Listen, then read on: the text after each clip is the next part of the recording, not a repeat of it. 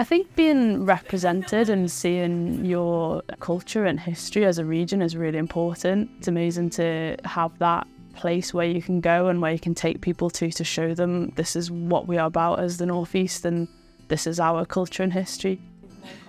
I remember coming here when I was quite little and then connecting, I guess, what you learn at school with being able to actually see in real life what that would look like. Walking down the main street and going into all the shops, immersed in the different experiences. The sweet shop is amazing, and I remember when we went in and they used to twirl like the bags around like that and give them out, and we always used to enjoy going and experiencing that as well. My dad was born in 1954, so we came and being able to see how your grandparents would have lived, how your parents lived when they were growing up in the 50s now as well. It's been amazing to see it develop.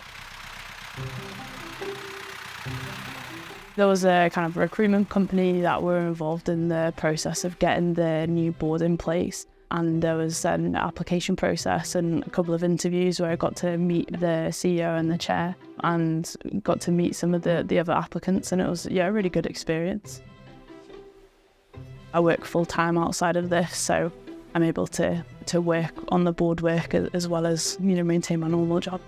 It was good to be able to meet the new chair and meet the senior leadership team to kind of get a feel for what they wanted. As soon as we came in, we had the strategy days. We were able to go around the museum together, find out more information about all the different exhibits. So it's been a really good process, and I've really enjoyed being part of the board so far.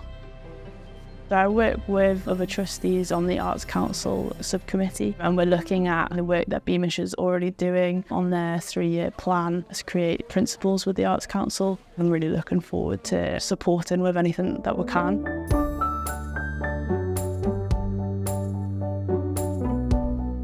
I work a lot on equality and diversity inclusion with the community, and I'm hoping that I'll be able to support with some of the work that the museum's doing and bringing in different community members. Beamish prides itself on being Museum of the North, and it is a really inclusive, safe space. And my background is working with refugees and asylum seekers. I studied for about 6 years at Newcastle and then went on to start an organisation called North East Solidarity and Teaching. We support refugees and asylum seekers. So last year we worked with about 600 people in the North East, and we recruit volunteers from Newcastle University. So we have about 300 volunteers last year, and hopefully I'll be able to bring some support to the amazing stuff that Beamish is already doing with the community and link my work in that way.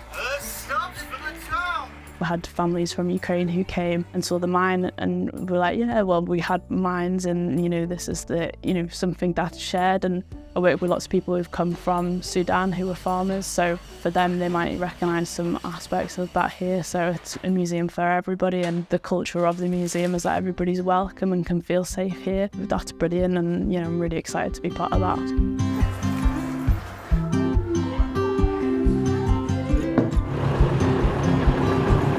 At the minute, we're looking at developing our strategy for up to 2050 and continue to make Beamish somewhere that the North East and the North is really proud of and represents them.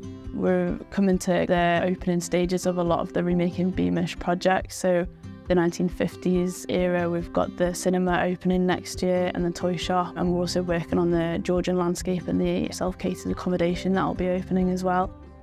A lot of the time people don't realise the woodland around the museum, that's part of the landscape here. So there's opportunities to just kind of walk through and feel like immersed in the museum and its landscape. So it should be really exciting. I'm looking forward to going in and seeing as they open. I think the museum will continue to develop and start looking at when we're going to start collecting COVID, and hopefully in the future people will be able to come and see parts of their history or parents' history represented here as well, and the museum will continue to develop in that way.